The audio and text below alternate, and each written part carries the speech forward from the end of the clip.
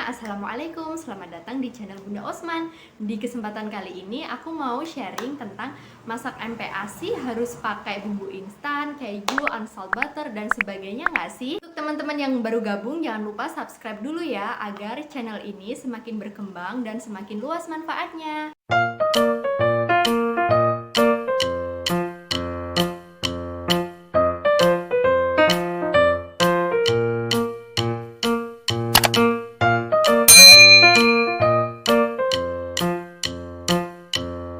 Nah, oke, jadi waktu sekarang ini aku bikin video, anak aku tuh udah umur 9 bulan. Nah, jadi udah hampir 3 bulan lah aku ngasih MPASI ke anakku Osman gitu kan.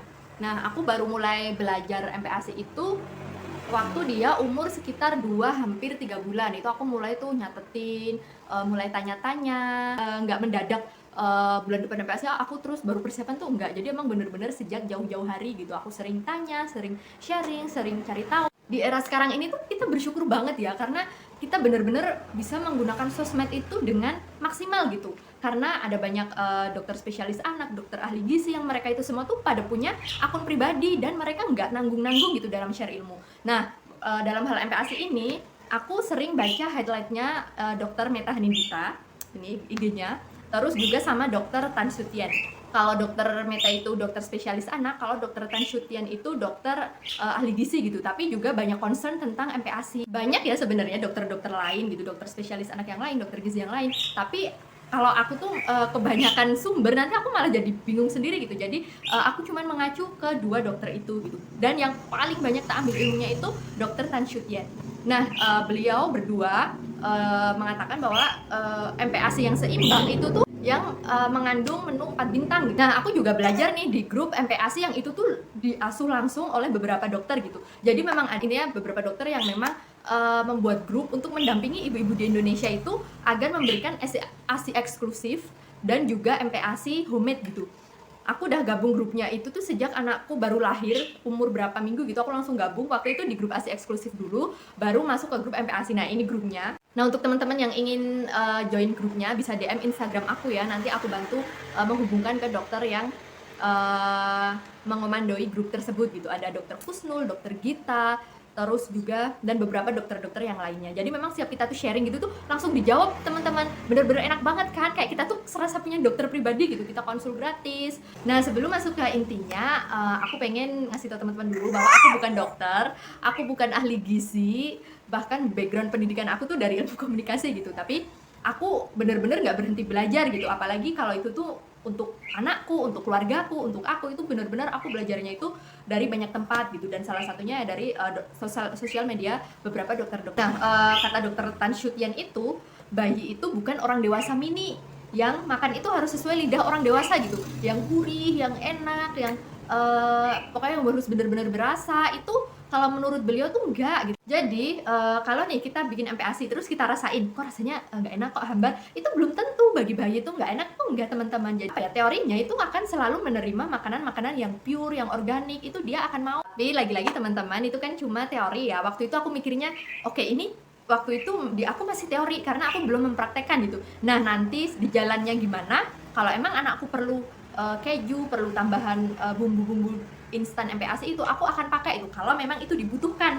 Waktu itu aku mikirnya sesederhana itu. Aku akan nyoba teorinya, bikin MPASI yang bener-bener pure murni tanpa tambahan apa ya, bumbu-bumbu instan yang lain. Tapi kalau memang ternyata anakku tuh GTM atau apa, aku akan pakai gitu. Jadi sefleksibel itu aku mikirnya. Nah, oke, tibalah di hari penentuan itu ya, maksudnya tibalah di hari udah masuk fase MPASI gitu kan. Hari pertama aku langsung wah semangat banget tuh waktu itu. Aku langsung masak karbonya waktu itu nasi, ikan, wortel, plus sayurnya seingatku apa ya, brokoli. Intinya menu 4 bintang, itu aku masak. Terus ternyata apa yang terjadi teman-teman, GTM. Aku mikirnya waktu itu namanya juga baru belajar makan, wajar lah disembur-sembur, wajar lah nggak mau, namanya itu juga hal baru gitu buat si bayi, dari yang biasanya tuh cuma nenen enak gitu kan sambil dipeluk, terus juga ini dihidangkan makanan yang menurut dia baru dan keras gitu. Sampai beberapa hari itu tetap masih disembur-sembur. Nah, terus sampai tibalah aku tuh merasa aku harus sharing gitu sama teman dekat gitu kan. Nah, terus aku sharing sama salah satu teman aku yang anaknya itu udah jauh lebih gede dari anak aku, yang udah pasti itu udah pengalaman banget kan di dalam per MPASI-an gitu kan. Aku tuh tanya, "Teh kok GTM ya?" Padahal aku tuh udah ngasih menu yang sesuai dianjurkan para dokter gitu kan, menu 4 bintang, aku udah ngasih menu ini kayak gitu kan. Terus habis itu dia tanya, "Pernah coba dikasih Fortif belum?" gitu kan. Oh ya udah pernah gitu kan, karena emang pas waktu GTM itu aku terus akhirnya itu tuh mau nggak mau kayak aku nyoba Fortif aja deh, siapa tahu mau, yang penting anak makan gitu kan. Waktu itu aku nyobanya terus dia tanya, "Fortifnya rasa apa?" gitu kan. Aku jawab waktu itu tuh pisang susu sama beras merah. "Oh, Fortifnya manis semua ya?" Iya, anaknya mau habis terus kalau Fortif. Waktu itu aku mikirnya, anakku kok kalau tak suapin pakai Fortif habis terus, tapi kalau tak suapin pakai masakanku disembur-sembur gitu kan. Sempet mau nyerah, terus akhirnya temanku tuh bilang, "Kayaknya anakmu ini deh senengnya yang manis deh, karena itu Fortif yang rasa yang manis-manis aja habis kan. Soalnya emang beda-beda bayi itu, kalau anakku dulu sukanya yang gurih," katanya. Jadi selalu dibikinin tuh yang menu-menu gurih gitu, dan itu bekerja gitu, worth it gitu. Tapi di anakku menu gurih itu malah disembur-sembur. Akhirnya di pagi itu juga aku langsung bikinin tuh, cuman untuk uji coba aja, cuman kentang aku kukus, terus barengan sama kurmanya juga tak kukus, terus aku saring, ternyata mau habis gitu kan. Akhirnya udah ketemulah kuncinya, bahwa ternyata anakku itu lebih suka manis. Ya intinya ketika anak tuh GTM di awal makan itu, coba aja teman-teman ganti menu lain, yang kalau misalnya gurih coba menu yang manis, kalau misalnya manis coba menu yang gurih gitu, karena itu beneran pengalaman yang dulu aku alami gitu kan. Walaupun juga nggak salah juga misalnya teman-teman langsung nambahin misalnya keju unsalt butter, ya silahkan aja gitu, itu kan menurutku itu sejatinya ya cuman pilihan masing-masing aja gitu kan.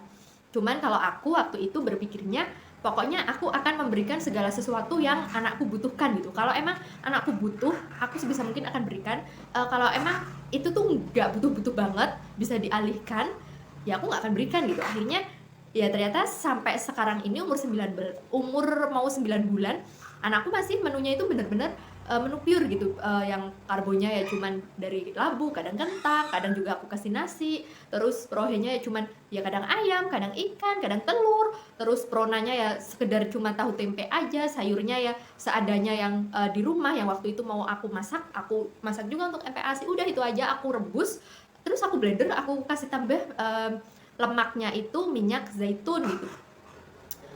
Nah, aku udah pernah bikin ya videonya cara membuat MPASI, mungkin teman-teman nanti bisa klik aja di description box, aku share juga.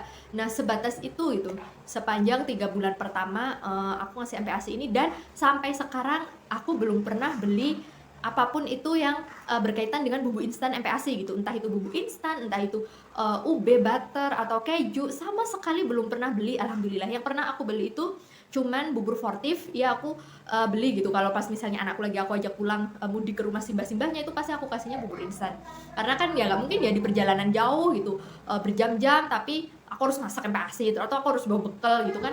Untukku itu aku males aja gitu, jadi lebih baik aku kasih Fortif aja. Nah, segitu dulu ya teman-teman sharing kali ini tentang penting nggak sih bumbu MPASI instan itu gitu kan. Kalau sejauh pengalaman aku sih, aku bakalan nerapin teori dulu sebagaimana yang diajarkan oleh yang aku adopsi tuh Dokter Tan Shutian gitu kan. Teman-teman bisa kepo sendiri, dicatat aja kalau sekiranya itu perlu tentang highlight MPASI itu di IG beliau. Itu pokoknya aku praktekin itu dan ternyata berhasil. Jadi sampai sekarang ini anakku masih makanannya itu ya seputar menu-menu rumahan aja, tanpa aku belum pernah beli bumbu-bumbu instan tambahan. Mungkin kalau misalnya setelah ini anakku perlu ganti suasana, anakku perlu biar kayak pengayaan rasa lah ibaratnya, biar dia juga ngerasain menu-menu yang gurih, yang ini tuh aku bakalan beli gitu kalau sekiranya memang itu udah waktunya beli dan dibutuhkan. Nah, sekian dulu, jangan lupa subscribe, like, comment, and share agar channel ini semakin berkembang dan semakin luas manfaatnya. See you on the next video. Wassalamualaikum.